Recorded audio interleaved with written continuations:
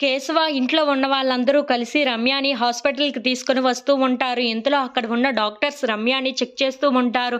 ఇంతలో అక్కడ ఉన్న డాక్టర్స్ అందరూ రమ్య స్కానింగ్ చూసి ఒక్కసారిగా షాక్ అయిపోతూ ఉంటారు.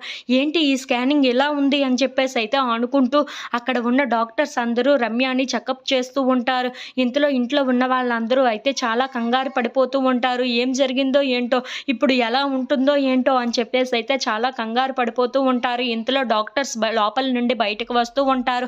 అది చూడగానే అక్కడ ఉన్న మల్లిక, బుజ్జి వాళ్ళు అయితే ఇప్పుడు మా అమ్మకి ఎలా ఉంది? ఏమయ్యింది? ఇప్పుడు బాగానే ఉంది కదా! అని చెప్పేసైతే చాలా కంగారు పడుతూ ఏడుస్తూ అడుగుతూ ఉంటారు. ఆ మాటలు వినగానే అక్కడ ఉన్న కేశవ కూడా ఇప్పుడు రమ్యకి ఎలా ఉంది? చెప్పండి అని చెప్పేసైతే అడుగుతూ ఉంటాడు. ఆ మాటలు వినగానే అక్కడ ఉన్న డాక్టర్స్ మాత్రం ఇప్పుడప్పుడే ఏమీ చెప్పలేము. చాలా సీరియస్‌గానే ఉంది. ఆవిడ స్పృహలో వచ్చినంత వరకు ఏమీ చెయ్యలేము అని చెప్పేసైతే అంటూ ఉంటారు.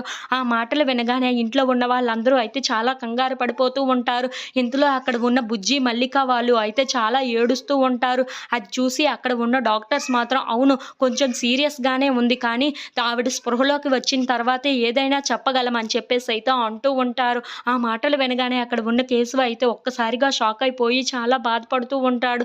ఏంటి రమ్యకి ఇప్పుడు ఇలా జరిగింది అని చెప్పేసైతే అనుకుంటూ ఉంటాడు. ఇంతలో అక్కడ ఉన్న డాక్టర్స్‌ని మేము ఒక్కసారి రమ్యని చూసి రావచ్చా అని చెప్పేసైతే అడుగుతూ ఉంటాడు. ఆ మాటలు వినగానే అక్కడ ఉన్న డాక్టర్స్ అయితే సరే ఒక్కసారి వెళ్లి చూసి మళ్ళీ వెంటనే బయటకు వచ్చేయండి అని చెప్పేసైతే అంటూ ఉంటారు. ఆ మాటలకి అక్కడ ఉన్న కేశవ ఇంట్లో ఉన్న వాళ్ళందరూ రమ్య దగ్గరికి వెళ్లి అక్కడ ఉన్న రమ్యని చూసి చాలా బాధపడుతూ ఏడుస్తూ ఉంటారు.